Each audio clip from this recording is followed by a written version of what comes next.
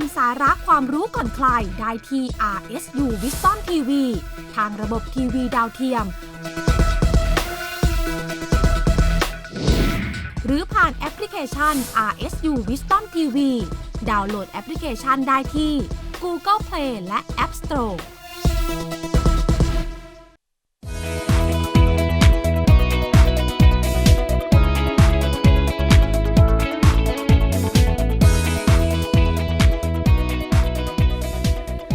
Back to the show into ASEAN interview. Here we speak to an expert on a trend that's been growing and expanding around our ASEAN community, and that is in animation.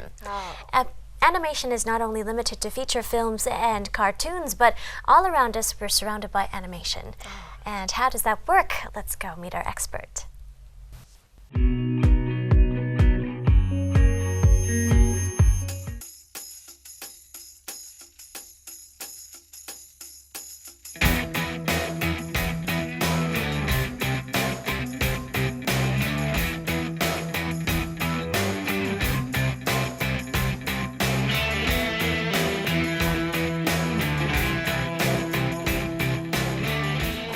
Welcome back to ASEAN Challenge into ASEAN Interview นะคะท่านผู้ชมกลับมาสู่รายการ ASEAN Challenge เข้าสู่ช่วง ASEAN Interview.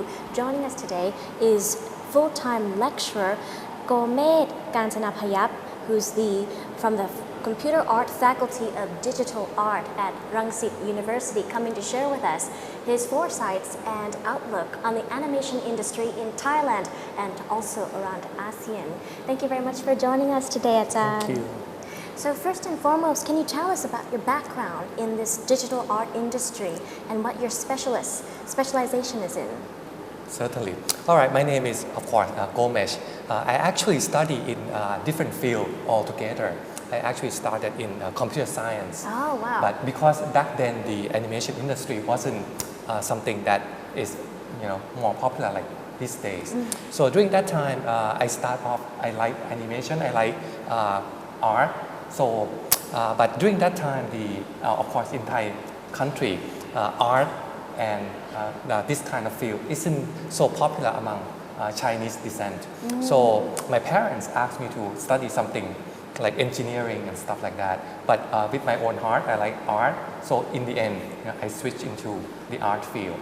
So after my graduation, I actually graduated in California State University and in the field of computer science. Right. And after that, during that time, I started doing my own sculpting, like doing clay sculpting and stuff like that. And then later on, starting my own studying in Maya, Autodesk Maya. And then later on, the program called the Pixologic ZBrush to do the character sculpting. Wow. And then after that, I moved back to Thailand. But then during that time, I was still working in web industry, web design and stuff like that. And I still continue honing my skill in 3D sculpting and start taking freelancing work. And my work have been published and then got the second runner-up in one of the 3D character design contests. And after that, I was invited to join a company, Promise, to do the CG part for the movie called The King Naresuan. Wow. So after that, I become more and more familiarized with 3D animation. How long have you been in the industry of animation? More than probably about 10 years, Wow. roughly. That's a very สุดยอดท่านผู้ชมคะอาจารย์บอกว่าจากประสบการณ์ที่อาจารย์สะสมมาตลอด10กว่าปีนะคะในวงการแอนิเมชันเนี่ยอาจารย์ก็ได้เก็บมาจากทั้งประเทศอเมริกาสหรัฐแคลิฟอร์เนียนะคะแล้วได้นำมาใช้แล้วอพพลายกับหลายโปรเจกต์ในประเทศไทยด้วยค่ะแล้วก็ทำหลายอย่างจนได้มีส่วนร่วมในการสร้างแอนิเมชันคิงนเรศวรด้วยแล้วก็อีกหลายบริษัทด้วยค่ะรวมทั้งพร้อมมิตรนะคะ so that's a very amazing resume in animation so with that said with so much experience in animation in Thailand and also the States can you assess the animation industry in Thailand and how it's evolving in the past decade Certainly. I think it's a very exciting time for animation in Thailand at the moment. Actually, we have been evolving as animation industry for such a long time. But when we come to think about animation, most of the people would think of animation in terms of like a full-length animation, a feature stuff film. like feature film.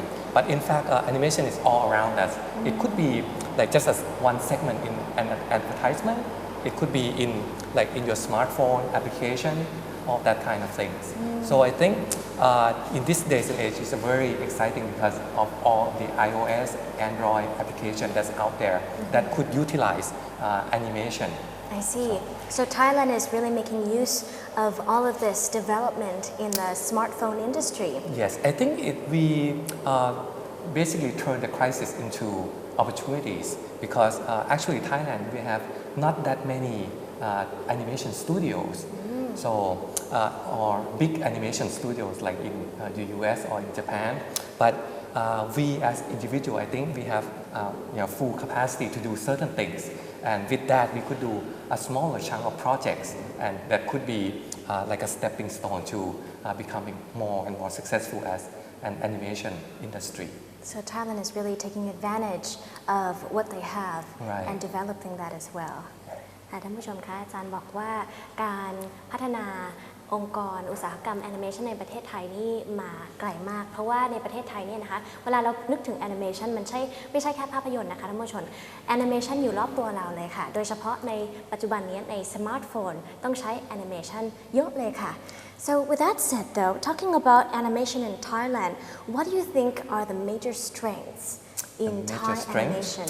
I think Thailand is really have some kind of the strength lies in the people itself. The people. The people. Not the characters, but the creators. The creators. Actually, we have a vast amount of people in the creative industry, and I think we can fully utilize it. Except that maybe the government may be needing to take a look at it and see what kind of people we have and how we can take it a step further. How do you assess those strengths in the animators themselves? I think Thai industry or Thai people, we tend to take in art and this kind of subject since we are very early age, like for example from comic books, Right. from movies, from animation, from all over the world. So basically we have been liking it or loving it by examples already. So with that instilled in our mind, the people tend to have more creative and able to produce some kind of creative works in the future. So perhaps one of the major strengths with Thai animators and the animation industry is its creativity in their animators. Right. But does it also take skill, Yes. special set of skills? It also takes a special set of skills, but also a lot of training.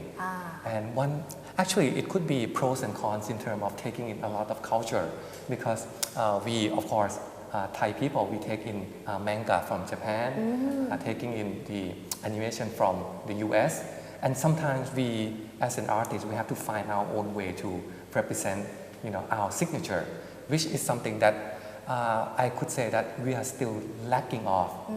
So that's something that we could improve upon as the signature of Thai animation.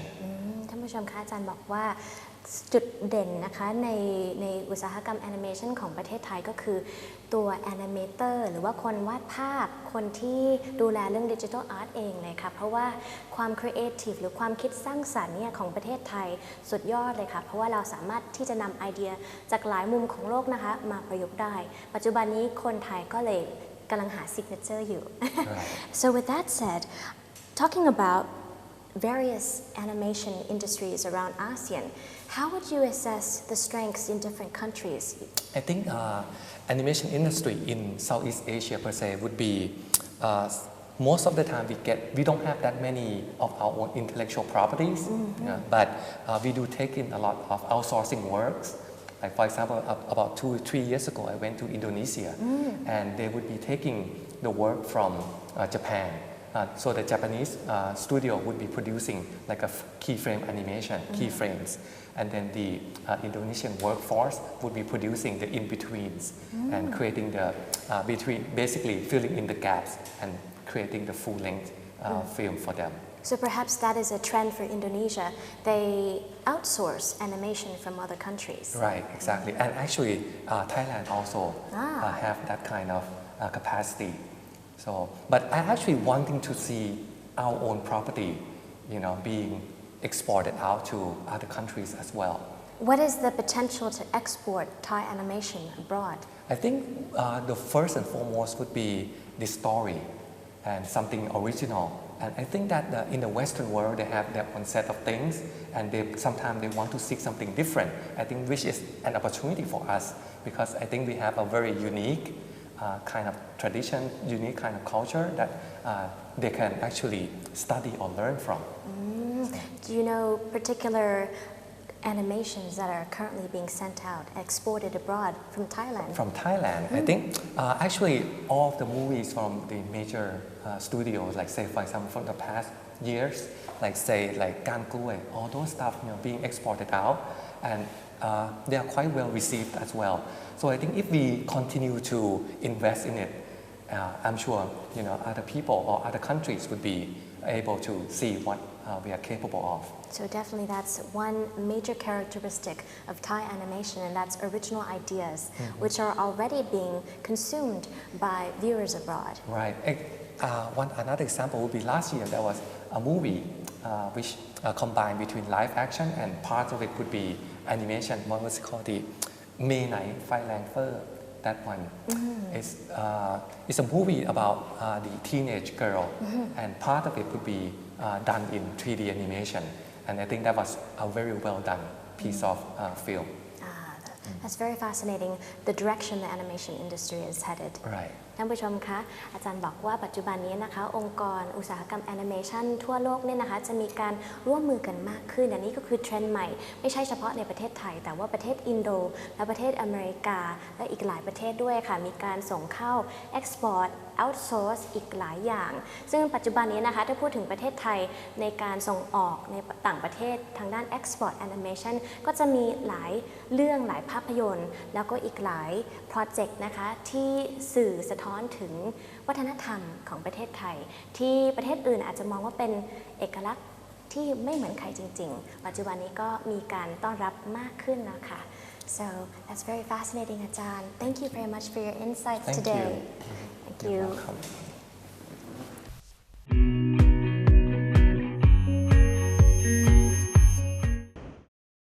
และนั่นก็คือเรื่องราวของแอนิเมชันนะคะแล้วก็เทรนด์ที่เกี่ยวข้องกับแวดวง IT ที่เกิดขึ้นในภูมิภาคประชาคมอาเซียนนั่นเองค่ะ And that wraps up ASEAN Challenge for this week. Thank you for tuning in, and we'll see you again very soon next week. สวัสดีค่ะ สวัสดีค่ะ